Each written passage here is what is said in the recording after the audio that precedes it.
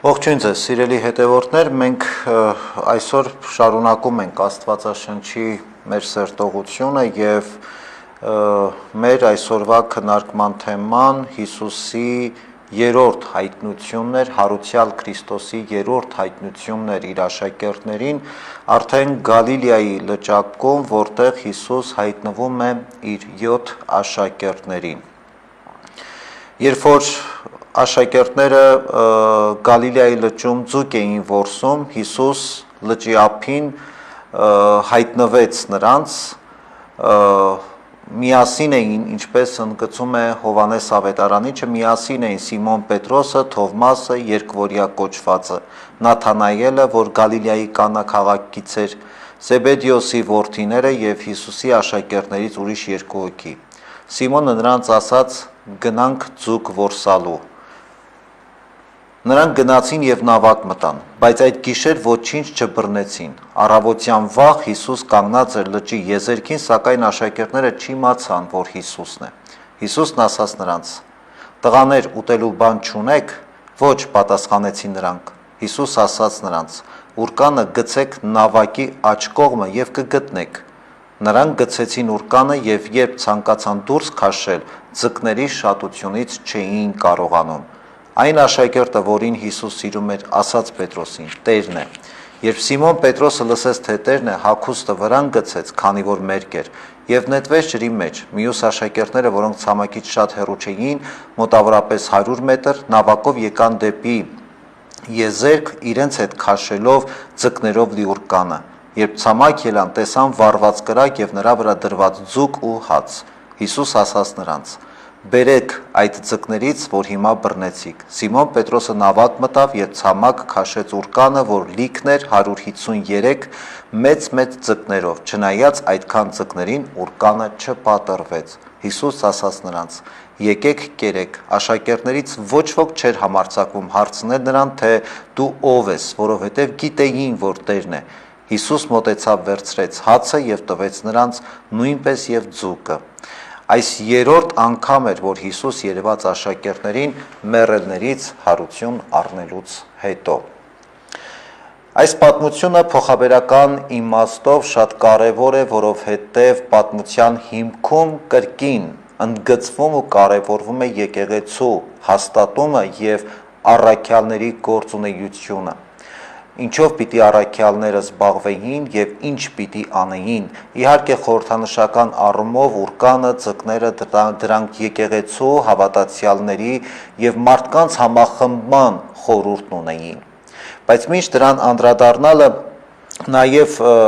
կուզեմ ընդգծել այն, որ երբեմն ձկնորսները Պաղեստինում հնարավոր է, որ գիշերով դուրս գային ձուկ որսալու եւ կար այդպիսի մի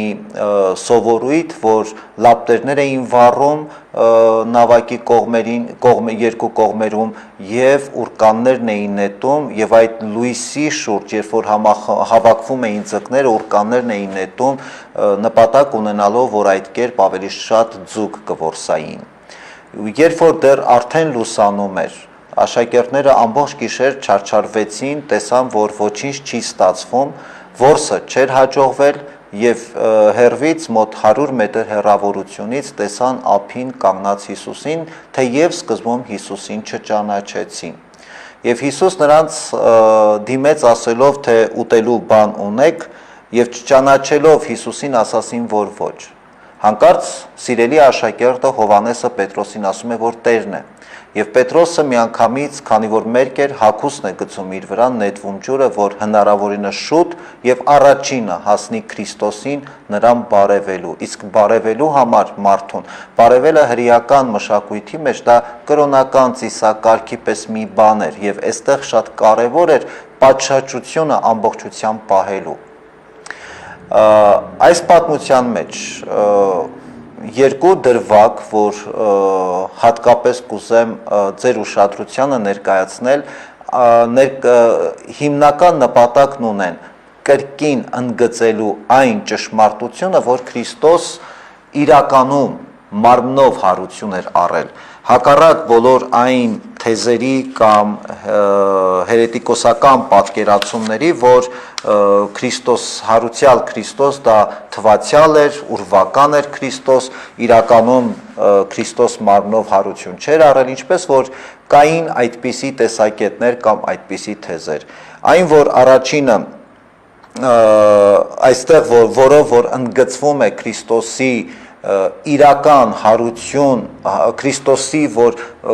ընդգծվում է այն, որ Քրիստոս իրականում հարություն է առել, առաջին փաստը այն է, որ կրակ վառեց Քրիստոս եւ ուտելիք պատրաստեց։ Մինչև աշակերտները կհասնեին ափ, տեսան արդեն կրակը վառված էր եւ որսի այդ ձկներից վերցրեց Քրիստոս եւ ուտելիք պատրաստեց։ Մյուս կարևոր հանգամանքը այս պատմության մեջ ձկների քանակն էր, քանի ձուկ որսացին։ Կոնկրետ այստեղ քանակ է նշվում 153։ Բնականաբար այդ թիվը արդեն իսկ վկայում է այն մասին, Հովհաննեսը, քանի որ լինելով նաև այս ավետարանի հեղինակը եւ այս պատմության ականատեսը, սրանով եւս մեկ անգամ վկայվում է, որ Հովհաննեսի վկայությունը ճշմարիտ էր։ Այնինչ որ տեղի ունեցավ, Հովհաննես այս ամեն ինչին ականատեսն էր եւ իբրև ականատես հստակորեն արձանագրում էր այնինչ որ ինքը տեսել էր, նույնիսկ ձկների թիվը։ Փոխաբերական իմաստով նաև 153 ձկները խորհրդանշական իմաստ ունեին, այն որ 100-ը խորհրդանշում էր հեթանոսներին, որովհետև հեթանոսական մշակույթում, առաջին դարում, հեթանոսական մշակույթում 100-ը համարվում էր ամբողջական թիվ։ Եթե որևէ մեկը պիտի ունենար օրինակ ոչխարների հոտ, որպեսզի այդ հոտը համարվեր ամբողջական, պետք է լիներ 100 ոչխար։ Եթե մեկը նույնիսկ պակաս էր, ապա այդ հոտը ամբողջական չէր համարվում։ 50 թիվը խորհրդանշում էր հրեաների մնացորդը, հրեաների ցեղերից քանի մարդ էր մնացել։ Փոխաբերական իմաստով սա խորհրդանշում էր հրեա, այսինքն այդ 50-ը բառացիորեն հենց 50 հրեա չէր մնացել, խոսքը նրա մասին է, թե ինչքան մեծ քանակից, ինչքան ավելի փոքր քանակ էր մնացել հրեա ժողովրդից։ 3-ը խորհրդանշում է Սուրբ Երրորդությունը։ Մյուս բացատրությունը եկեղեցու հայրերի այն է, որ ծովում կա 153 ձկնատեսակ, այսինքն ուրկանը, որը եկեղեցու խորհրդանիշն էր, առաքյալների քարոզչությունն էր, պիտի համախմբեր աշխարհի բոլոր ժողովուրդներին, անկախ ազգային պատկանելությունից, անկախ թե որտեղ էին ապրում, այսինքն առաքյալների քարոզչությունը, որը պիտի դառնար այդ ուրկանն էր, հենց խորհրդանիշը առաքյալների քարոզչության, չէ՞ որ այդ քարոզչության շնորհիվ առաքյալները պիտի համախմբեին ամբողջ աշխարհի մարդկանց եկեղեցու հովանու ներքո։ Ուրեմն այդ քարոզչությունը պիտի հասներ բոլոր ազգերին, անկախ մարդիկ նրանից, թե մարդիկ որ երկրում կապրեին կամ ազգային ինչ պատկանելություն կունենային։ Հետևաբար այս իմաստով ուրկանը նաև խորհրդանշում է եկեղեցին, որտեղ պիտի համախմբվեն բոլոր հավատացյալները եւ բոլոր քրիստոնյաները։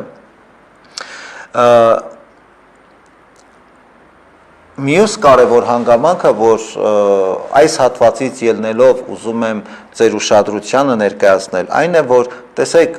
առաքյալները Քրիստոսի 3 տարվա ընթացքում, երբ որ ապրեցին Քրիստոսի հետ, այս 12 առաքյալները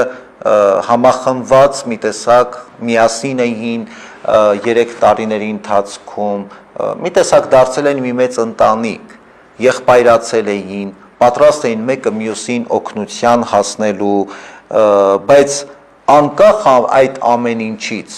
որքան էլ որ հարուցյալ Քրիստոս արդեն իրենց հետ է, որքան էլ որ իրենք իբրև եղբայրներ,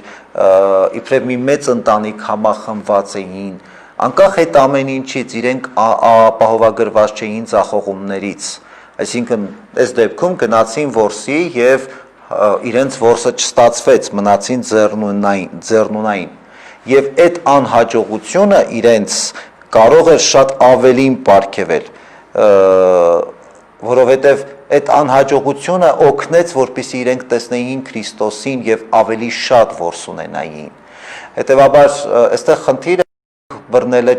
այստեղ խնդիրը ձկների քանակը չէր, այստեղ խնդիրը Հիսուսին տեսնել կարողանալն էր եւ նրանք հերվից տեսան Քրիստոսին եւ հերվից թեև սկզբում կարծեցին, թե սովորական մի մարդ է, բայց այդ մարդու մեջ հետո իրանք տեսան Աստծուն։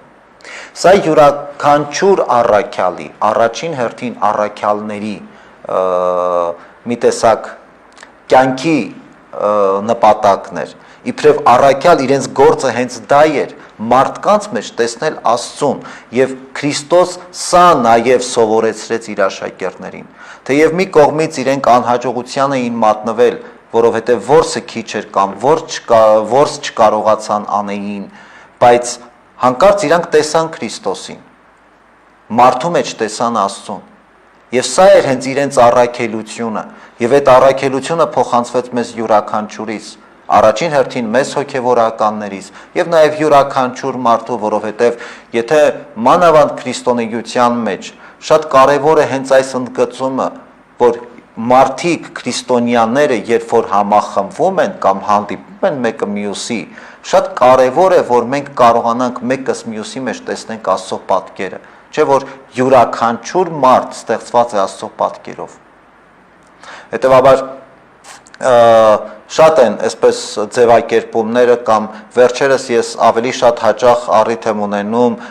այդ նույն ձևակերպմանը անդրադառնալու համայնքային կյանքում, սոցցանցերում շատ են մարդիկ այդ հարցերը տալիս, թե ինչու այսինչ վատ մարդը այսպես վարվեց եւ նրա հետ այսպիսի բան տեղի ունեցավ կամ չունեցավ եւ այլն։ Գիտեք, վատ մարդ աշխարհում գոյություն չունի, բոլոր մարդիկ էլ լավն են։ Բոլոր մարդիկ ստեղծված են Աստծո պատկերով եւ այստեղ ազգային պատկանելությունն էլ նույնիսկ կապ չունի, կրոնական պատկանելությունը կապ չունի։ Հիմա բոլոր մարդիկ ստեղծված են Աստծո պատկերով։ Այստեղ խնդիրը այն չի, ես դիմացինի մեջ ինչ եմ տեսնում, կամ դիմացինին լավը կամ վատն եմ որակում։ Սա իմ նպատակը կամ որևէ մեկիս նպատակն ու առաքելությունը չէ։ Բոլորիս նպատակն ու առաքելությունը, եթե կարող ենք, դիմացինի մեջ Աստծուն տեսնելն է։ Եթե չենք կարող, գոնե այդ մարդուն չդատենք, որովհետև այն, որ մարդը ի սկզբանե եւ ի ծնե ստեղծված է Աստծո պատկերով եւ ստեղծված է բարի, այս առաջին հերթին յուրաքանչյուրիս առաքելություն է։ Ամեն մեկս մեր մեջ այդ բարին, այդ լավը տեսնելն է։ Նախ մենք պիտի կարողանանք մեր մեջ այդ բարին, այդ լավը տեսնել։ Քրիստոս իր աշակերտներին 3 տարիների ընթացքում սովորեցրեց դա անել։ Իրենք իրենց մեջ տեսնելու այդ լավը, տեսնելու Աստծուն։ Եվ միայն դրա շնորհիվ հետո առաքյալները կարողացան դիմացինի մեջ էլ տեսնել Աստծուն։ Այդ լավը, որ մենք ունենք մեր մեջ, Աստծո պատկերը, որ մենք ունենք մեր մեջ, մենք ինքներս պիտի կարողանանք արժևորել եւ իմաստավորել։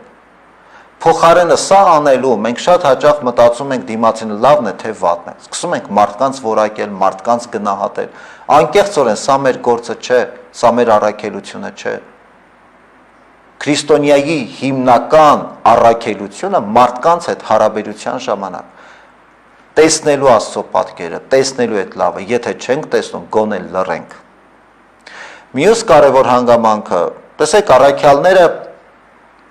արդեն Քրիստոս հարություն էր արել եւ մինչեւ այս դեպքը 2 անգամ առաքյալները գոնե 2 անգամ ավետարանից մեզ հայտնի, որ առիթ էին ունեցել հարուցյալ Քրիստոսին տեսնելու։ Հարուցյալ Քրիստոս, ով հաղթեց աշխարհին ու թվում է, թե իրենց կյանքում ամեն ինչ լավ պիտի լինի, բայց հանկարծ տեսնում ենք նաև իրենց կյանքում ձախորդություն կամ անհաջողություն։ Կոնկրետ այս դեպքում ես նկատի ունեմ ворս չլինելու հանգամանքը։ Եվ սա եւս մեկ անգամ առիթ է մեզ մտածելու, որ եթե մենք քրիստոնյա ենք, եթե Աստված մեզ հետ է, եթե մենք հավատում ենք, որ Աստված մեզ հետ է, Աստված մեզ պահապան է միշտ, այդ չի նշանակում, որ մեր կյանքում փորձություններ պիտի չլինեն։ Որովհետև երբեմն հենց այդ նույն փորձությունները մեզ սովորեցնում են ավելին տեսնելու։ Այդ նույն փորձությունները մեզ սովորեցնում են Քրիստոսին տեսնելու եւ ճանաչելու մեր կյանքում։ Որովհետև Քրիստոս ոչ մեկին չխոստացավ, որ եթե դուք հավատաք ինձ, ձեր կյանքում ամեն ինչ հարթ կընթանա։ Քրիստոս մեզ խոստացավ ընդամենը մի բան, որ ես ձեզ կառաջնորդեմ փրկության, կառաջնորդեմ դեպի երկնքի արքայություն։ Հաջորդ հանգամանքը, որ այս պատմության մեջ ես կուզեմ ձեր ուշադրությանը ներկայացնել, այն էր, որ Քրիստոս, երբ որ աշակերտները, երբ որ վերադարձան ափ, ճանաչեցին Տիրոջը, նստեցին այդ խարույկի շուրջ Քրիստոսի ներկայությամբ,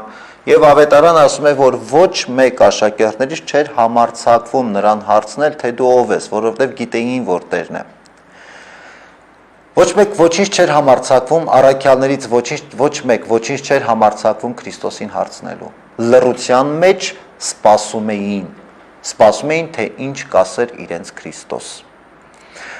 Այդ լռությունը գուցե եւ հասկանալի է առաքյալների պարագային, որովհետեւ մինչեւ Քրիստոսի հարությունը, մինչեւ նույնիսկ խաչելությունը եւ խաչելության պահին աշակերտները թողեցին Քրիստոսին, լքեցին Քրիստոսին։ Գուցե նաեւ ամոթներ ինչ որտեղ, թե ինչպես իրենք վարվեցին Քրիստոսի հետ եւ հիմա Քրիստոս փոխարեն իրենց հանդիմանելու կամ իրենց մեղադրելու ընդհակառակը Քրիստոս սիրով ընդառաջ է գալիս իր աշակերտներին եւ խաղաղություն պարգևում նրանց, Սուրբ Հոգու շնորհներ բաշխում նրանց։ Գուցե եւ նաեւ հենց այդ ամոթն էր, որ ոչինչ ասելու, որևէ բան ասելու առիթ չունեին առաքյալները։ Ինչ ասեին, որտեւ իրենց մինչեւ Քրիստոսի մինչեւ հարուցյալ Քրիստոսին տեսնել առաքյալները շատ բան էին ասել, շատ խոստումներ էին գուցե տվել, եւ այդ խոստումները միշտ չէ որ պահել էին, շատ բան էին լսել, բայց միշտ չէր որ այդ լսածը պահել էին, եւ հիմա աշակերտները որ եւ հիմա այլևս կարիք չկար ինչ որ բան ասելու, ինչ որ բան հարցնելու, պարզապես պետք է լռել եւ սպասել, թե ինչ կասի Քրիստոս։ Նույն այս լռությունը այսօր անհրաժեշտ է յուրաքանչյուրիս, որովհետև գուցե մենք շատ հարցեր ունենք, շատ հարցեր ունենք, հոգևոր կյանքին վերաբերող, առհասարակ կյանքին վերաբերող, եւ մենք տեղին ու անտեղին, պատեհ ու անպատեհ առիթներով միշտ մեր հարցերը բարձրաձայնում ենք, մենք անընդհատ փնտրում ենք մեր հարցերի պատասխանները։ Բայց երբ որ Աստված հայտնվում է յուրաքանչյուրիս կյանքում, Աստված հենց ինքը իրենով մեր բոլոր հարցերի պատասխաններն են։ Ինչպես որ այստեղ պատասխանն է, ինչպես որ այստեղ առաքյալների պարագային, հարուցյալ Քրիստոս իրենց հետ է։ Էլ ինչ հարց կարող էին ունենալ, կամ էլ ինչ պիտի մարդը փնտրեր, դրանից ավելին։ Այն ինչ որ փնտրում էր արդեն իրենց կողքին էր, եւ իրենց բոլոր հարցերը այլևս լուծված էին, որտեղ իրենք Քրիստոսի հետ նստած էին։ Իրենց ընդամենը մնում էր սպասել, թե ինչ կասեր Քրիստոս։ Եվ այդ սպասումը պարզապես пассив հոգեվիճակը չէ, ինչպես որ կարող ենք պատկերացնել այս իրավիճակում, այսօրվա այս ընթերցված հատվածի մեջ առաքյալների հոգեվիճակը, ներքին այդ խաղաղությունը,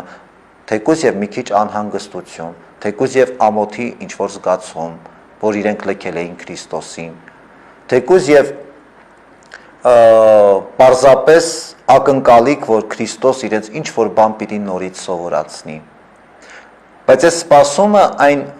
լիքը եւ բովանդակային սպասումն է, որ շատ հաճախ մենք էլ կարող ենք վերապրել, երբ որ կա այդ ներքին խաղաղություն ու ներդաշնակությունը մեր հոգեվոր կյանքում։ Երբ որ կարիք չկա Աստծուց ինչ որ բան հարցնելու։ Չէ՞ որ այս նույն զգացումը մենք էլ կարող ենք ապրել այսօր։ Երբ որ Աստծո ներկայությունը մեր կյանքում իրական է, երբ որ Աստծո ներկայությունը հստակորեն տեսանելի է յուրաքանչյուրիս կյանքում, ինչ կարող ենք մենք Աստծուն հարցնել։ Մեր բոլոր հարցերից, մեր բոլոր խնդրանքներից առավել կարևորը հենց ինքը մեր Տեր Հիսուս Քրիստոս է։ Եվ եթե Քրիստոս մեր կյանքում ներկա է, ինչ հարց կարող ենք ունենալ կամ ինչ խնդրանք կարող ենք ունենալ։ Մեզ ընդամենը մնում է պատրաստվել, սպասել եւ պատրաստվել, թե ինչ կասի մեզ Քրիստոս, որպեսզի մենք դա էլ անենք։ Եվ առաքյալները հենց դրան էին սպասում, թե ինչ կասեր իրենց Քրիստոս, եւ ինչ էլ որ ասեր Քրիստոս, իրենք պատրաստ էին անելու։ Պարզապես նույն օրինակը անդրադառնում է յուրաքանչյուրիս կյանքին։ Այսօր էլ մեր հոգևոր կյանքում մենք կարիք ունենք այդ սպասումի, ոչ թե անորոշ սպասումի, այլ սպասումի, թե ինչ կասի մեզ Քրիստոս։ Եվ որքանով մենք որտեղ այդ սպասումը մեզ նաև այն միջոցն է, այն հնարավորությունը, երբ որ մենք պատրաստում ենք մեր անձը, մեր կյանքը անելու այն, ինչ որ կասի մեզ Քրիստոս։ Հետևաբար հարուցյալ Քրիստոս իր հավիտենական ներկայությամբ յուրաքանչյուրիս կյանքում պատրաստ է մեզ հայտնվելու, Աստված միշտ մեր կողքին է, պարզապես որպեսզի մենք կարողանանք Աստծո ներկայությունը մեր կյանքում տեսնենք, նախ եւ առաջ մենք պիտի սովորենք մարդու մեջ Աստծուն տեսնել։ Այս ամենակարևոր պատգամն ու ամենակարևոր խորհուրդն է։ Մենք պիտի կարողանանք նաեւ համբերել ու սпасել։ Համբերել ու սпасել ես նորից եմ ընդգծում, դա пассив սпасումն ու համբերելը չէ։ Ես նկատի ունեմ այն ներքին պայքարը, երբ որ մենք կարողանում ենք մեր մեջ բացահայտել Աստծուն, մեր մեջ տեսնել այն բարին, այն լավը, այն լույսը, որով օժտված ենք յուրաքանչյուրս, եւ այդ լույսի մեջ սпасել եւ համբերել, թե ինչ կասի մեզ Քրիստոս։ Եվ այս դեպքում է, որ Քրիստոսի յուրաքանչյուր պատգամ այդ լույսի մեջ առավել կիմաստավորվի եւ գործնականում կդրսևորվի։ Այսօրվա հատվածի հետ կապված հիմնականում սա է, որ ուզեցի խոսել ձեզ հետ, ներկայացնել եւ հիմա եթե թույլ կտաք մենք նաեւ անդրադառնանք հարցերին, որ այս ընթացքում մեր հետևորդները ուղղել են մեզ։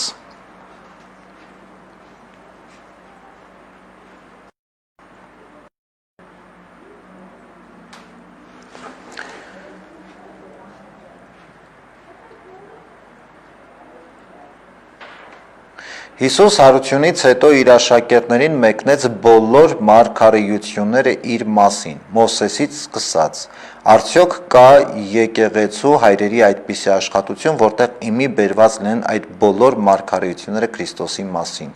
Բոլոր այդ մարգարեությունները Քրիստոսի մասին, որոնք որ մեզ հայտնի են, որ Քրիստոս խոսեց իր աշակերտներին, բնականաբար եկեղեցու հայրերի կողմից իմի բերված են, բայց նաև կան շատ վկայություններ, որոնք գրի չեն առնվել եւ չեն պահպանվել, բնականաբար այդ մասին վկայություններ չկան։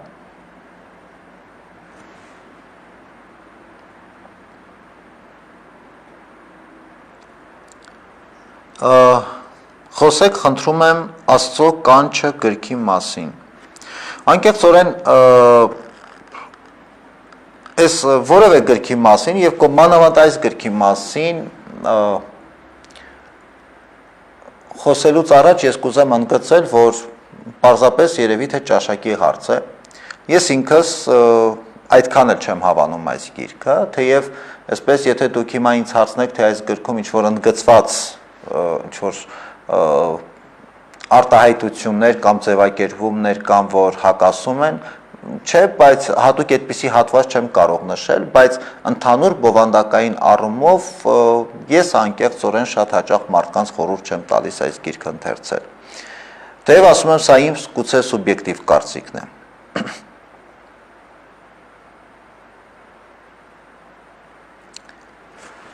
Աստվածաշունչը սովորեցնում է սիրիր քո մերձավորին, ինչպես սիրել, երբ փոխադարձ սեր չես ստանում։ Գիտեք, հենց ամբողջ հարցը դա է, որ սիրել չի նշանակում ակնկալել փոխադարձ սեր։ Միշտ էլ հնարավոր է սիրել եւ իրականում,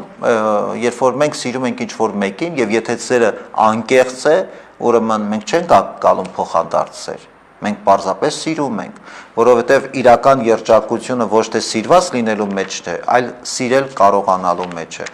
Եթե իհարկե կա փոխադարձ սերը,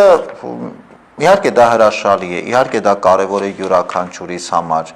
բայց ամեն դեպքում մեր ակնկալիքը, մեր սպասումը այդ չէ, որովհետև եթե մենք ըստ էության սիրում ենք որևէ մեկին, մենք ոչինչ չենք ակնկալում, ինչպես որ Քրիստոս, չէ՞ որ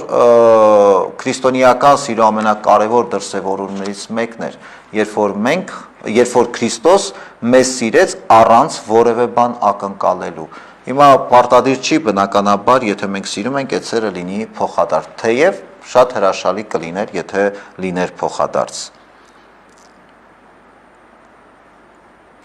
Հաջորդ հարցը դուք կարողանում եք սիրել ձեր շրջապատի բոլոր մարդկանց, քանի որ ասում եք վատ մարդ չկա։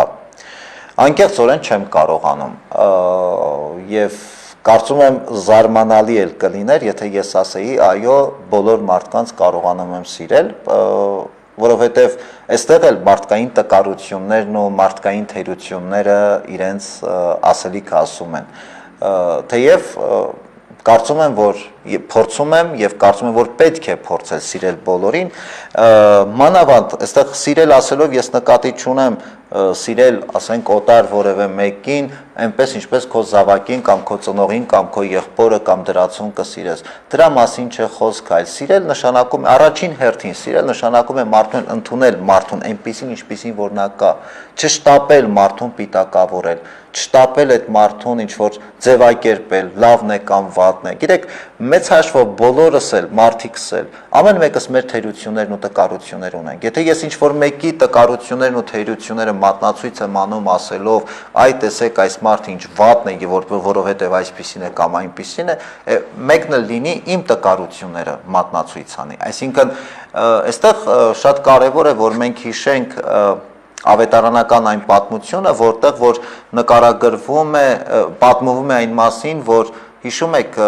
Հիսուս Սիմոնի տանը ընթրիքի ժամանակ, երբ որ անառակ կին եղավ Քրիստոսի ոտքերը լված, օծեց յուղով Քրիստոսին, Սիմոնը մտածեց Քրիստոսի մասին, որ եթե մարգարե լիներ, ապա կիմանար ով էր այս կինը, անառակ է եւ թույլ չի տա, եւ Հիսուս ինչ ասեց Սիմոնին, ասաց Սիմոն, քեզ ասելու բան ունեմ։ Եվ Սիմոնն ասեց, ասա վարդապետ, ասեց մի մարդ երկու պարտապան ուներ, մեկը 500 դահեկաներ պարտ, մեկը 50, եւ երկուսն էլ չէին կարող պարտքը վերադարձնել, որովհետեւ չունեին այդ գումարը եւ նա ներեց, ուրեմն ով ավելի շատ կսիրի, բնականաբար նա ով ավելի շատ էր պարտք։ Հետեւաբար տեսեք հիմա մեկը մեզանից մեկը կարող է 50 պարտք լինել, 50 դահեկան, մեկը 500, բայց կարևոր չի ով է ավելի շատ մեղավոր կամ քիչ մեղավոր։ Եթե նույնիսկ ես քիչ մեղավոր եմ, միևնույն է իմ հույսը փրկության, Աստծո սերն է, Աստծո ողորմածությունն է, ինչպես այն մարդու, ով շատ ավելի մեղավոր կարող է թվալ, կամ հակառակը։ Այսինքն բոլոր դեպքերում Աստծո սերն է, որ համախմբում է մեզ եւ մեզ տալիս է հնարավորություն մեր մարդկային պատկերն ու դիմագիծը պահելու։ Հետևաբար ամեն անգամ, երբ որ առիթ կունենանք մարդկանց դատելու, պիտակավորելու, միշտ փորձենք հիշել Քրիստոսի այս խոսքը, թե Սիմոն, քեզ ասելու բան ունեմ։ Երբ որ ինչ որ մեկին մենք փորձում ենք պիտակավորել, հիշեք, որ Քրիստոս ձեզ էլ ասում է, քեզ ասելու բան ունեմ, եւ պատմում է սառակը, ու հետևությունները թողնում յուրաքանչյուրիդ։ Հետևաբար եթե ես Երանի թե ես կարողանայի բոլոր մարդկանց այդպես սիրել, բայց ես գիտեմ միանշանակ, որ այն մարդը, ում ես քնա, եւ մյուս կարևոր բանը, երբ որ մենք որևէ մարդուն դատում ենք, պիտակավորում ենք, ասում ենք վատն է եւ բացատրում ենք, թե ինչու է այդ մարդը վատ է, որովհետեւ այդ մարդը այսպիսին է։ Իրականում միանշանակ համոզված եղեք, այդ մարդու մեջ ինչ բացասական գծեր մենք տեսնում ենք, իրականում այդ բացասական գծերը մեր մեջ է։ Ուղղակի մենք այնքան համարձակություն չունենք այդ բացասականը մեր մեջ տեսնելու։ Դրա համար մեր միջից հանում ենք, դնում ենք դիմացինի մեջ ու սկսում ենք դա քննադատել դիմացինի մեջ։ Գոնե պետք է այդքան քաջություն ունենալ եւ սկսել մեր անձից։ Առաջին հերթին մենք քննենք, դատենք ինքներս մեզ, հետո կորոշենք դիմացինին դատենք թե ոչ։ Այլ կրոնի պատկանող մարդու խիղճը կարող է հանգիստ լինել։ Անկեղծ ասած, ես հատուկ այսպիսի հարց այլ կրոնի պատկանող մարդու առիթ չեմ ունեցել տալ։ Եվ բնականաբար իմ պատասխանն էլ այս հարցին կարող է լինել տեսական եւ կարծում եմ, որ այո, կարող է լինել, որովհետեւ որքանով այդ մարդը իր կրոնի սկզբունքներին եւ կրոնական համոզումներին հավատարիմ է, բնականաբար ինքը այդ շրջանակների մեջ պետք է ունենա այդ ներքին խաղաղությունը եւ բնականաբար իր խիղճը կարող է հանգիստ լինել։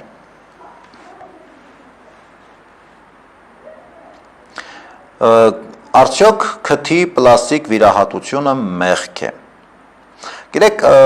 մինչև որ կասենք մեղք է թե ոչ, եկեք այսպես անենք, հա, ես փորձեմ այս հարցին մի քիչ ուրիշ տեսանկյունից պատասխանել, դուք ինքներդ որոշեք մեղք է թե ոչ։ Առհասարակ պլաստիկ վիրահատության հետ կապված եկեղեցին այսպես միանշանակ դիրքորոշում չունի, որ դա վատ է, դա մեղք է ու վերջ։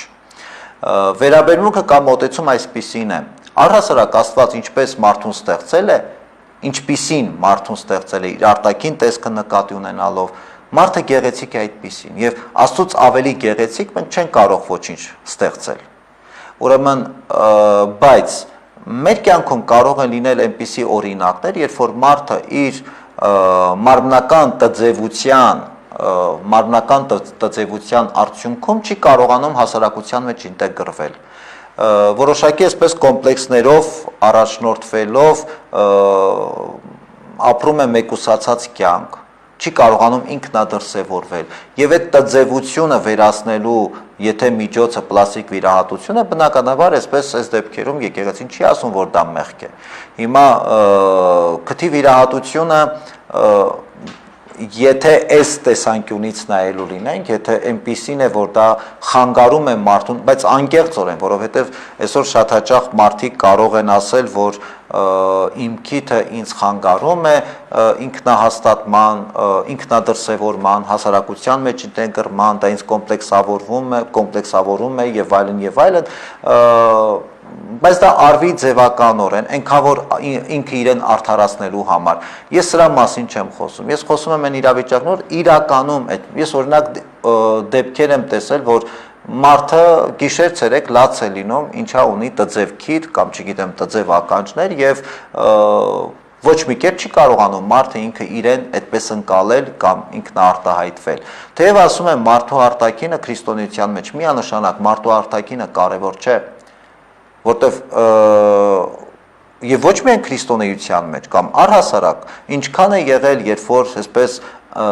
հատուկ այսպես դիմագծերով գեղեցիկ ինչ-որ մեկին երբ որ հանդիպում եք ասում եք թե ինչ գեղեցիկ է, բայց երբ որ խոսում եք այդ մարդու մեջ մեծ մարդու հետ տեսնում եք նաեւ ամբողջ այդ ներքին տգեղությունը, որ կարող է լինել։ Այսինքն այստեղ արտաքինը հեչ կարևոր չէ եւ սխալ է երբ որ մարդիկ այդքան կենտրոնանում են իրենց արտաքինի վրա, որտեվ այսօր շատ օրինակներ կան, երբ որ մարդիկ գնում են պլաստիկ վիրահատության, ոչ թե պարզապես դա իրենց արտաքին տեսք իրենց խանգարում է, այլ պարզապես ցանկանում են ավելի գայթակղիչ լինել։ Իհարկե, այս դեպքում մեղք է։ Երբ որ շատ ավարտությունում շատ ավելի վուլգար տեսք են ստանում, իհարկե սա մեղք է։ Բայց խոսքը այս դեպքում խոսքը մեն կոնկրետ քթի վիրահատության պարագան, այլ առհասարակ։ Հետևաբար ինչքան հնարավոր է պետք է փորձել հեռու մնալ, եթե դրա այսպես խիստ անհրաժեշտությունը չկա։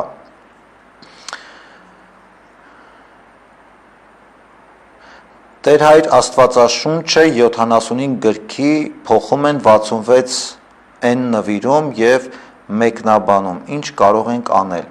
Գիտեք, Աստվածաշնչի երկու կանոն կա, մենք այս մասին այս վերջերս շատ ենք առիթ ունում այս մասին խոսելու, Աստվածաշնչի երկու կանոն կա, եբրայական եւ հետո որ անցավ նաեւ ասորականի եւ հունական։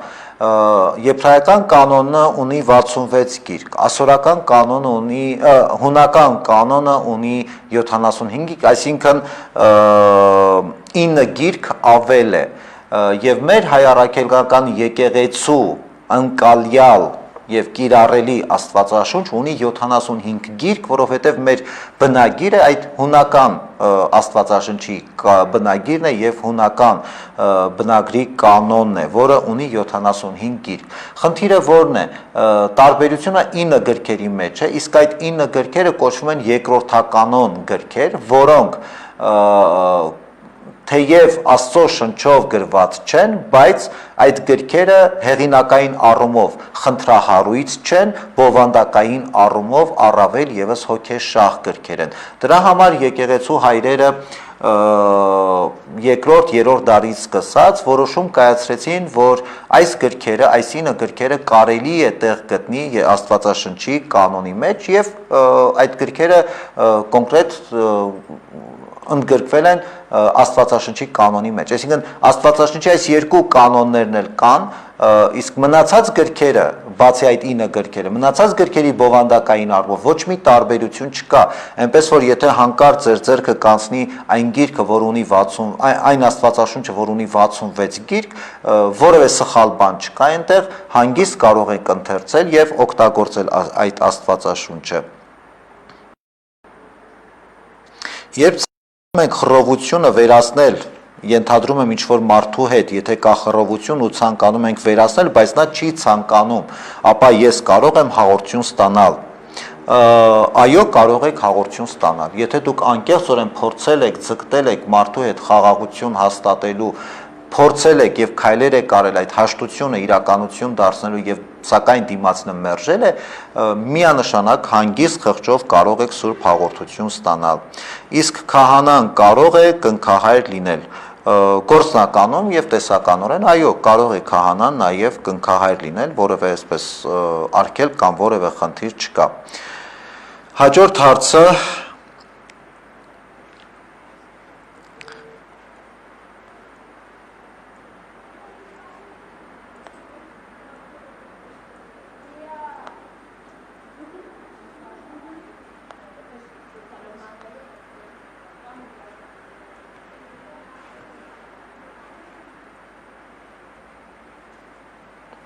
Հաջորդ հարցը, որ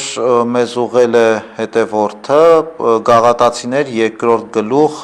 11-ից 14 համարների, խնդրում է, որպեսզի այս համարները մեկնաբանենք։ Երբ Կեփասն Անտիոքի եկավ, ընդդիմացա նրան, որովհետև մեղադրելի ընթացքի մեջ էր, քանզի միջ Հակոբոսի շրջանակից ոմանք դեռ չէին եկել, նա հեթանոսների հետ էր ուտում անխտիր, իսկ երբ եկան, բաժանվեց եւ մի կողմ քաշվեց, վախենալով թլպատության կողմնակիցներից։ Այստեղ Պետրոս Առաքյալը քննադատում է, կներեք, Պողոս Առաքյալը քննադատում է Պետրոս Առաքյալին,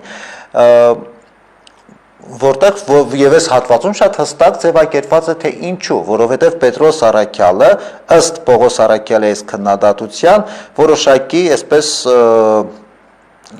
մեղադրելի ընթացք ունեցավ,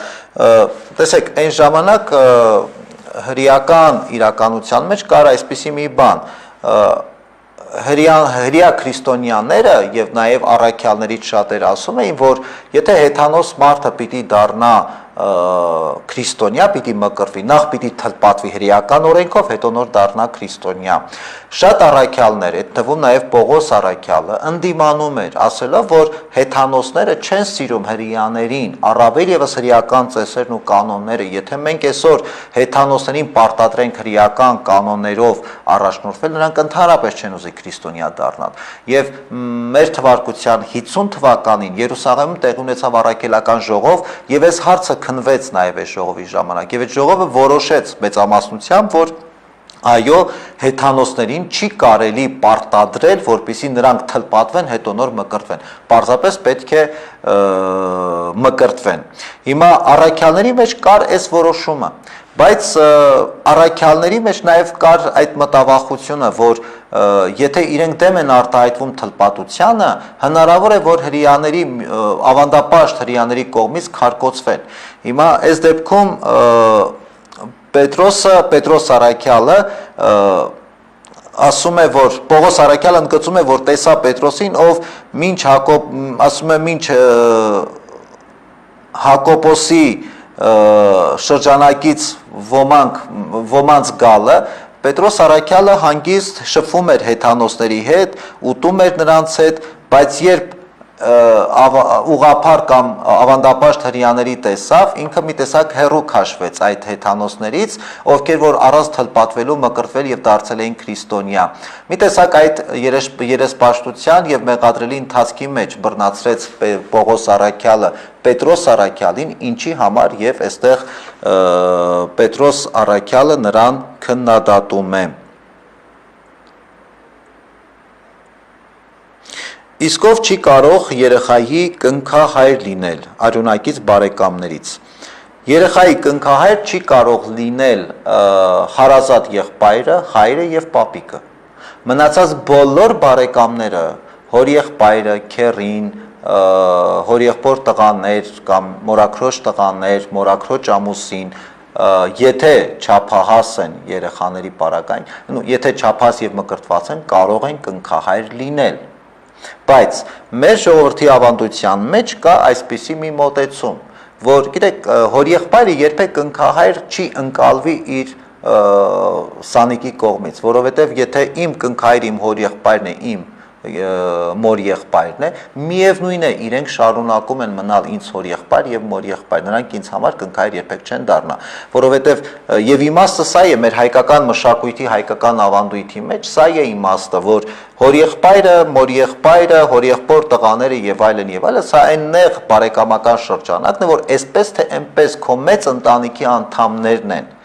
Կնքահայր ընտրելու իմաստը նաև սա է, որ այդ մեծ ընտանիքին ավելանա եւս սրտացավ մեկը, ով այդ երեխայի դաստիարակությամբ կզբաղվի։ Դրա համար մեր ժողովրդի ավանդության մեջ շատ ընդգծված եղել այդ գերդաստանը, ընտանիքը մեծացնելու ավանդույթը եւ բոլոր հնարավոր միջոցները կիրառել են եւ օգտագործել են, որ ընտանիքը ավելի մեծանա, չէ՞ որ միևնույն է, հոր եղբայրը քերին այդ ընտանիքի անդամ են եւ նույնքան սրտացավ են իրենց սանիկի, իրենց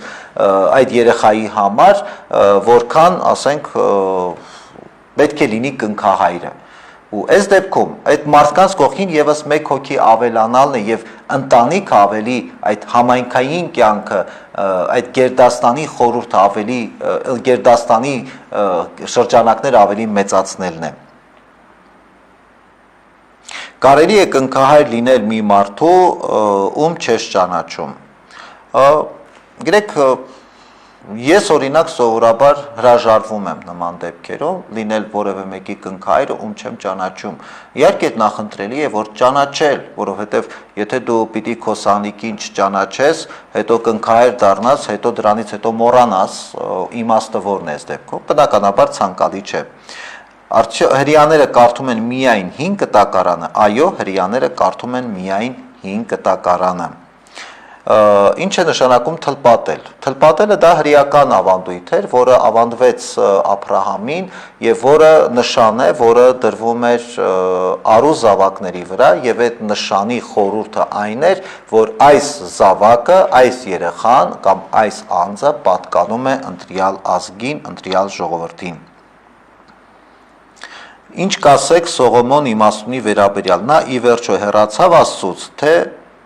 այլ աստվածներ ընդունելով։ Սողոմոնը, ինչպես որ մեզանից շատերը հնարավոր է, որ մեր կյանքի ընթացքում, ինչպես մենք կարող ենք սայթակել, Սողոմոնն էլ իր կյանքի ընթացքում ունեցավ սայթակումներ, բայց Սողոմոնը չհեռացավ Աստծուց եւ ի վերջո ինքը վերադարձավ բոլոր իր սայթակումներից հետո վերադարձավ դեպի Աստված եւ ապրեց Աստված պաշտությամբ։ Եվ դա նաև վկայվում է Սողոմոնի իմաստության գրքով եւ նաև այն, որ Սողոմոնը մեզ համար կարևոր օրինակ է հոգևոր կյանքի, աստվածավախ եւ աստվածապաշտ մարդու։ Ինչու են եկեղեցու քահանաները սև գույն հագնում, չէ՞ որ Հիսուս սպիտակ գույն էր հագնում։ Այն որ քահանաները հագնում են սև գույն, դա փաստ է, իսկ այն որ Հիսուս հագնում էր սպիտակ, դա փաստ չէ, այսինքն դրա մասին մենք ոչ մեկս պնդել չենք կարող, դա ընդհանրապես ենթադրություն եւ բնականաբար կարեւոր չէ, թե Քրիստոս ինչ գույնի զգեստներ էր հագնում, որովհետեւ այս մասին մենք հստակ եւ կոնկրետ վկայություն չունենք, սակայն քահանաների սև զգեստը խորհրդանշում է ֆիզիկապես Քրիստոսից հեռացած լինելու սուգը։ Այդ սև գույնը դա է խորհրդանշում մեկ եւ երկրորդը սև գույնը զգեստի խորհրդանշում է այն հոգու սուգը, որը ապրում է յուրաքանչյուր հոգեվորական, այսինքն զղջումը, ապաշխարությունը, մեղքերի համար այդ սուգն է, սուգի խորհրդանիշն է հոգեվոր իմաստով։ Ինչ եք կարծում, ճիշտ է այն կարծիքը, որ հրեաների Մեսիան հակաքրիստոսն է լինելու, ոչ, նման բան չկա,